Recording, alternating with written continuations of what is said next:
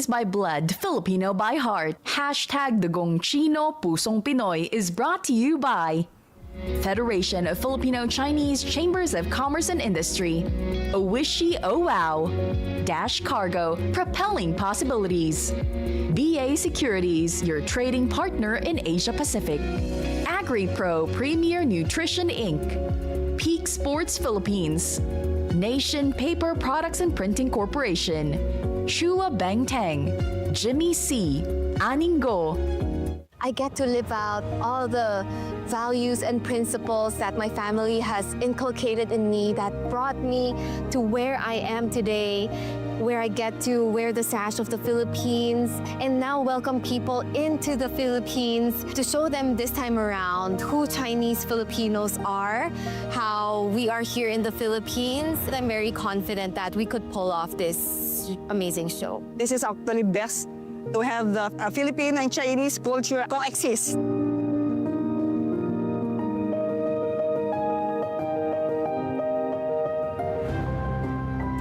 I'm Nicole Cordoves, Ting Nika, the pageant director of Mr. and Miss Chinatown Global Year 2. So looking back at my pageant journey when I won Miss Chinatown back in 2014, and then I experienced yung mag-organize ng mga charitable events and how people gave their trust to me when I asked for a little bit of help na if they want to provide financial help to get school supplies then and medical supplies for certain communities. Tapos dahil Miss Chinatown ako noon, they were game. They knew that it was going to a good place. It was going straight to the people that it needs to help or it needs to benefit. So sabi ko, kung itong platform pa lang na it's within our Chinoy community, may nagagawa na ako with this crown. What more if I go for a national pageant, which is Binibining Pilipinas, the biggest stage for national pageants here in the Philippines. So that's when I decided na, you know what, I want to be a beauty queen. If I could switch bodies with somebody for one day, it would probably be our current president, because I would like to know how he handled every decision he ever made. It must have been so hard. So I signed up for Binibining Pilipinas when pinilit ako na ama ko back in 2014 to join Miss Chinatown. This time, it was my decision alone to join Binibini. I wanted to really redefine and give a greater purpose to what it means to be a beauty queen, what it means to wear a crown, and kung ano yung gravity ng title na dinadala ko. I really wanted to wear the sash that says Philippines and show the world kung ano ba ang pusong Pilipina.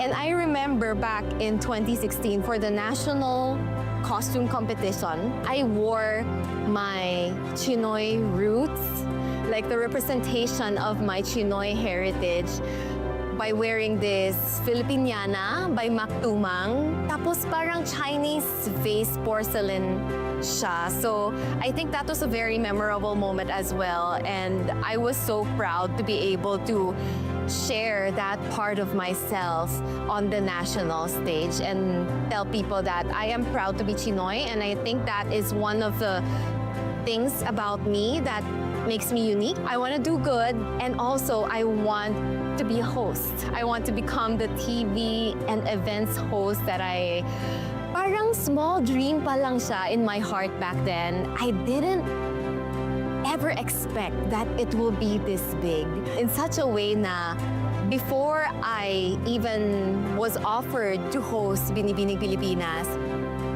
I won first runner-up for Miss Grand International back in 2016, and then they saw that I love to talk.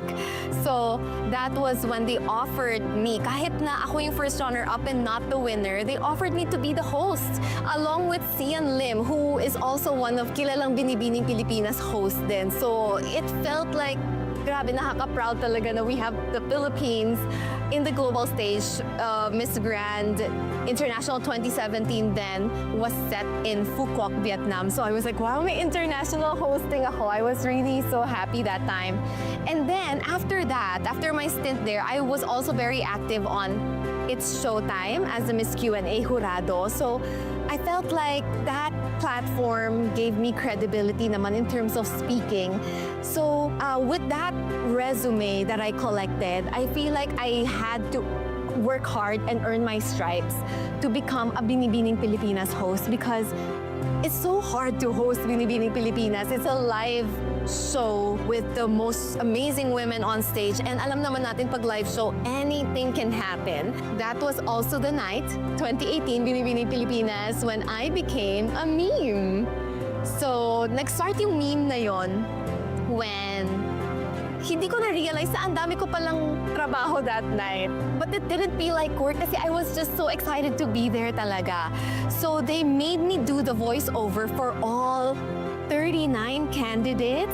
And I was surprised na recognize nila na ako pala yung voiceover host also because off-cam ka nun eh.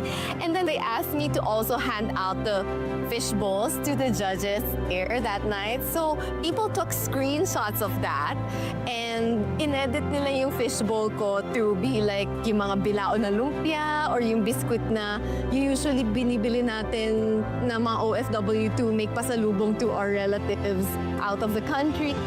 So it became a yearly meme kasi then the year after that, in 2019, when I was asked to host again, nag-abot ulit ako ng fishbowl sa judges and ibang team naman sila this year. And then I also trended on Twitter that night na sabi nila baka si Nicole nagtutupi pa ng mga upuan sa Araneta. Siya yung nag-e-egress nun kasi parang after nun, nag-award din pala kasi ako. Ako yung nagbigay ng sashes din for the special award.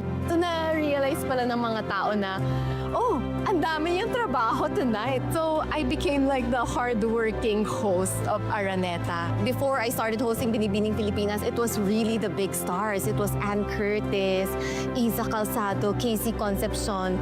So the fact that they asked me to become a satellite host in 2018, feeling ko sobrang laking privilege ko na yun na okay, every moment sisimutin ko talaga. I'm gonna let it simmer. I'm gonna remember everything I say, everything I do. I'm gonna try to memorize the script.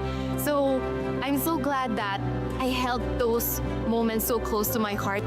Every year na binibigyan ako ng opportunity to host Binibining Pilipinas, I feel like it's my last. It's my privilege. If ever they change their mind, that's fine. At least na-experience ko siya. Yun yung mindset ko every year. So whenever they ask me to join again the year after, I really count my blessings na parang, wow, who am I to be offered this, what I thought was a once-in-a-lifetime opportunity. But I've been doing it now for 6 years and counting. And now, I'm the pageant director bringing the global stage of Mr. and Miss Chinatown Global to the Philippines.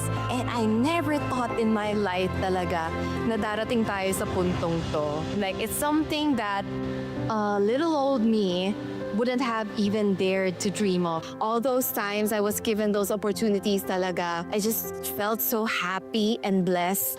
You don't realize that those things are actually the moments that change your life.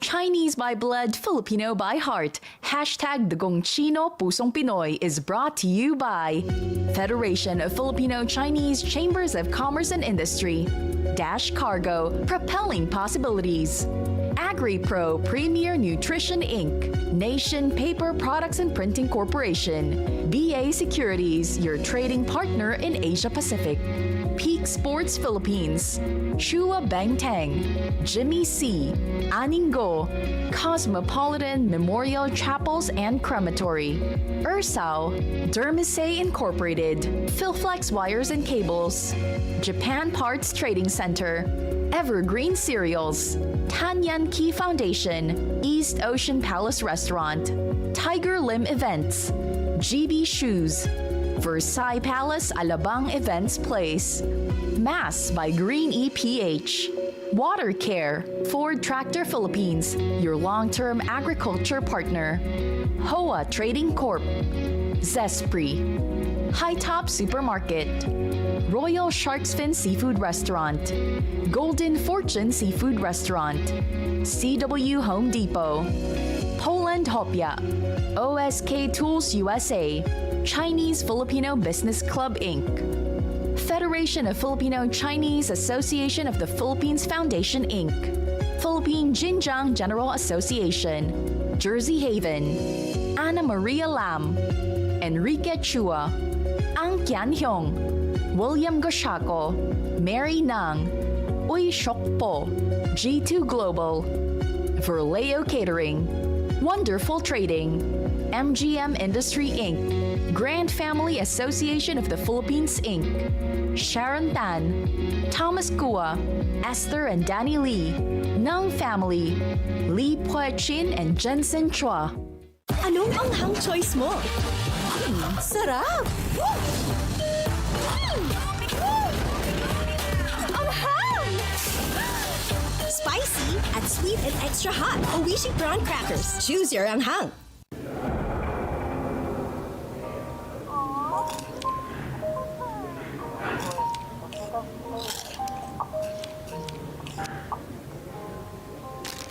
Oishi potato fries. It's cheesy to love. Chinese by blood, Filipino by heart. Hashtag Dugong Chino, Pusong Pinoy.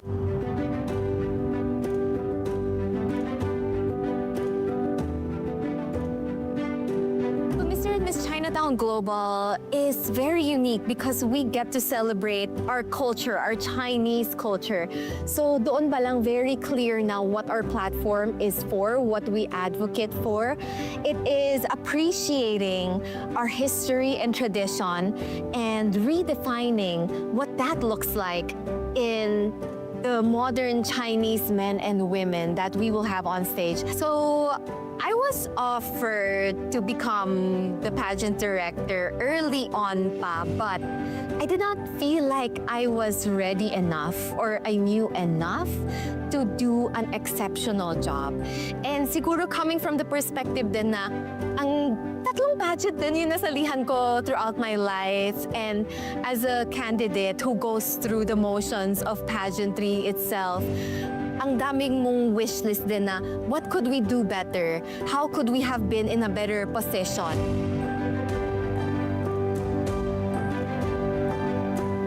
So what changed my mind this year is because sabi sa akin, someone will be able to help me, and that person is Cassandra Chan, who is the pageant manager also of Mr. and Miss Chinatown Global. And I remember Cassandra on the Binibining Pilipinas stage as well. She was the ballerina who had her moment, and eventually I watched her become Miss Chinatown. So it's fun to have like a Binibini sister as well na katandem ko for this pageant. At least I have someone who also understands what the concerns of candidates are. So that's why I finally said yes, and I believe that now I really am ready, and things have been coming together so well by God's grace. It's also a really good experience because I didn't realize how much people I've already met, how many relationships I've already built. Kasi ngayon, humihingi ako ng tulong and collaboration with all these people that I've encountered throughout my years in pageantry, and they have been so game to put their trust in my vision, and parang mas lalo ko na-appreciate actually yung journey ko. As a pageant director, I didn't think I would have as much responsibilities as I have now because the people I work with, the ones on the board like si Aya Alvin, si Miko, Araneta, we have Ati Alexis Go, who pretty much nurtured me in my early years of pageantry. I respect them so much. These are people that I really trust, and I have seen how they have worked, how they have delivered time and again. It's really working towards one common goal and one vision. So I'm really excited to see how our dynamics would be applied leading towards the big night.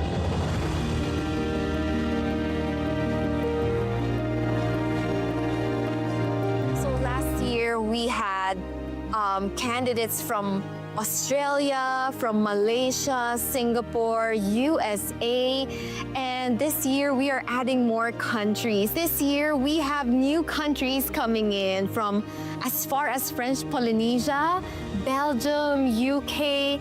So last year, na-appreciate namin hearing their stories and what Chinese nationals from other countries go through, kung ano yung mga challenges nila, and also what kind of life they live. So this time, I think it'll be a very unique set of candidates once again with interesting stories that I feel have been left untold. We are the perfect stage this time around to like really be loud and proud with the stories we want to tell and to be able to represent the other Chinese nationals in other parts of the globe. So I think that would really define what year 2 would look like for us.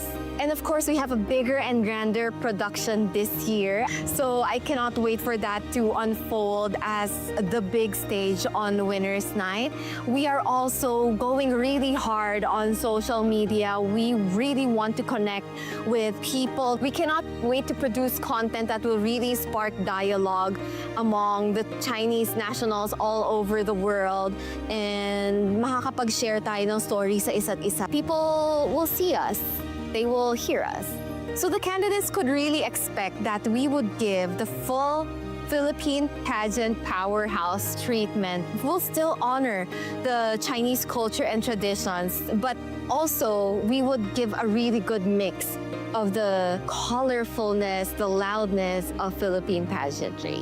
Ngayon, yung challenge ko na lang talaga sa sarili ko is, how do I make this the best pageant we can produce right now? And hindi lang best more of yung meaningful din, that we are able to tell our stories and have the charitable events that we want, kasi that's the heart of pageantry, but also at the same time stage a great glossy and grand show, diba? So we are trying to really cover all bases. For the candidates this year, we really are looking for a global beauty. We cannot box the type of beauty na ano ba dapat ang Chinese beauty, especially coming from far off countries also yung candidates natin. I think we will be breaking beauty standards as well that tend to feel so limited before, especially during my time. Parang, oh, okay, she seems morena, she's not chinita, pero I made sure na I'm the one who's most fluent in speaking Hokkien. Na parang, I'm Chinese, I had to prove it to a lot of people. Pero this time around, we are so open to that global beauty standard na rin.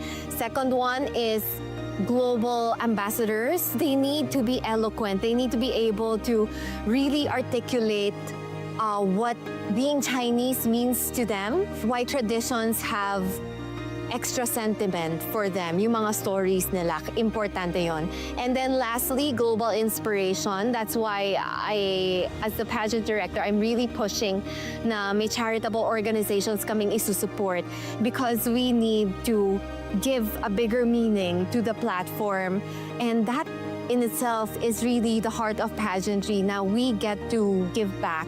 Yung beauty namin, pang-catch lang yan ng attention, and then we start to speak. And when we speak, we share our advocacy, and then that's when we call people to action. Now we want to make the world a better place in one way or another. My advice is really to make the most out of this platform. Share your story, share your advocacy. Give us the best version of yourself, because you don't know who is watching out there, who is listening out there, and you might just touch their lives, influence them one way or another. And this world really would love to get to know you. Chinese by blood, Filipino by heart. Hashtag Dagong Chino Pusong Pinoy is brought to you by Federation of Filipino-Chinese Chambers of Commerce and Industry, Dash Cargo, Propelling Possibilities, AgriPro Premier Nutrition Inc., Nation Paper Products and Printing Corporation, BA Securities, your trading partner in Asia Pacific, Peak Sports Philippines, Chua Bangtang, Jimmy C, Aningo, Cosmopolitan Memorial Chapels and Crematory, Ursao, Dermisay Incorporated, Philflex Wires and Cables, Japan Parts Trading Center, Evergreen Cereals, Tanyan Key Foundation, East Ocean Palace Restaurant, Tiger Lim Events, GB Shoes, Versailles Palace Alabang Events Place, Mass by Green EP8, Water Care, Ford Tractor Philippines, your long-term agriculture partner. HOA Trading Corp, Zespri, High Top Supermarket, Royal Shark's Fin Seafood Restaurant, Golden Fortune Seafood Restaurant, CW Home Depot, Poland Hopia, OSK Tools USA, Chinese Filipino Business Club Inc., Federation of Filipino-Chinese Association of the Philippines Foundation Inc., Philippine Jinjiang General Association, Jersey Haven, Anna Maria Lam, Enrique Chua, Ang Kian Hyong, William Goshako, Mary Nang, Uy Shok Po, Petromax Enterprise, Yalex Shirt, Vecco Paper, Filipino-Chinese Chuancho Association Inc., Federation of Filipino-Chinese Alumni Association Inc., Albert Ko, Leonard D., Lim Gyokyan, Teresita and Edison Tung.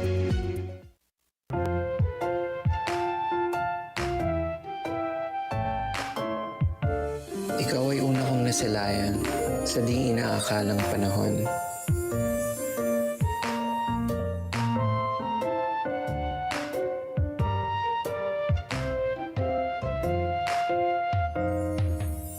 Lumapit ng biglaan, para bang di nagkataon.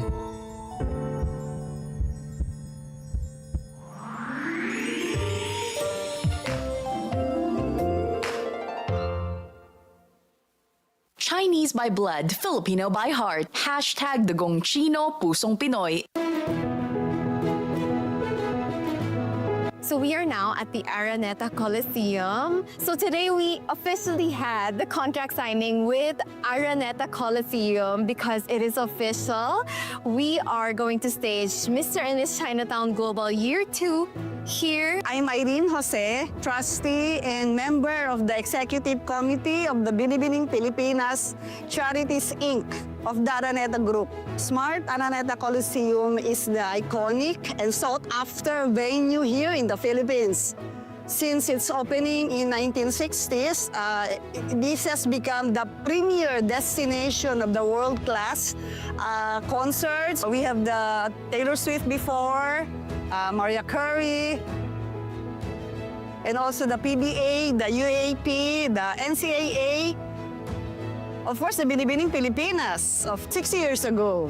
We are so privileged to be able to host the Mr. and Miss Chinatown Global here in our venue. We've been holding the Binibining Pilipinas for the last 6 years. This is the perfect destination for the venue for Mr. and Miss Chinatown Global Year 2. Miss Nicole Cordoves is one of the most beautiful faces in the Binibining Pilipinas, and she embodies as an icon already, no? So she's been hosting our Binibining Pilipinas for, a decade already. And she embodies the excellence, the wit, and the eloquence of being a good leader and being one of those, sought-after leader and host here in the Philippines.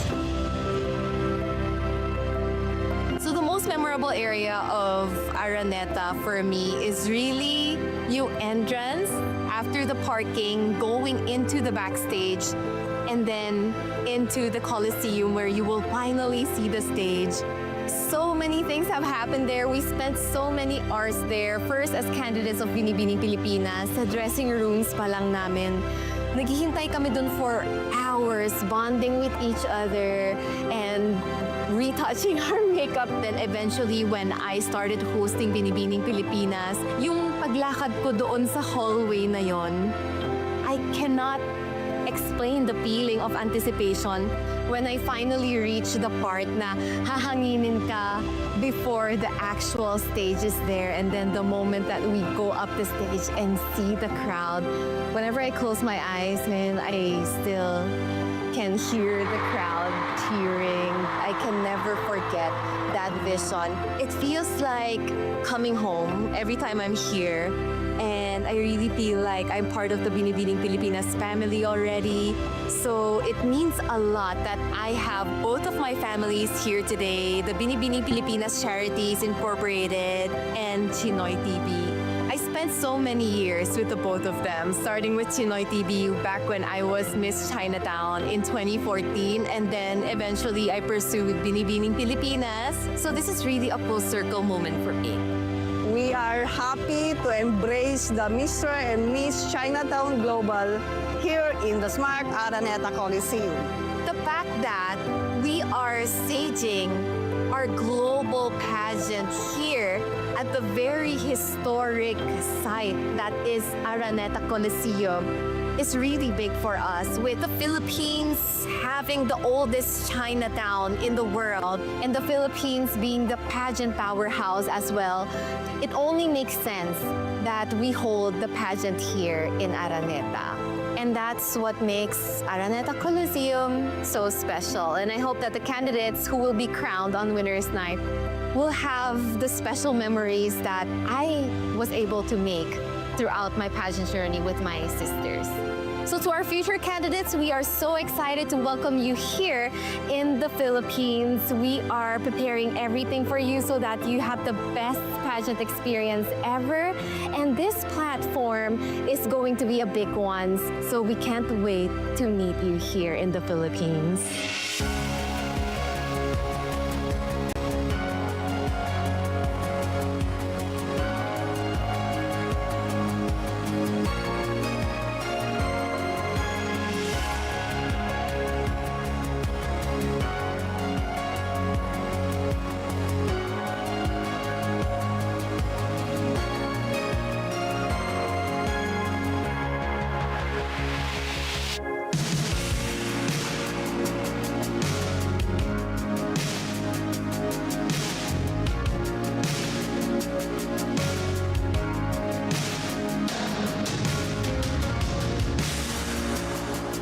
Chinese by blood, Filipino by heart. Hashtag Dugong Chino Pusong Pinoy was brought to you by Federation of Filipino-Chinese Chambers of Commerce and Industry. Owishi Oh Wow. Dash Cargo, propelling possibilities. BA Securities, your trading partner in Asia Pacific. AgriPro Premier Nutrition Inc. Peak Sports Philippines. Nation Paper Products and Printing Corporation. Chua Bang Tang, Jimmy C, Aningo,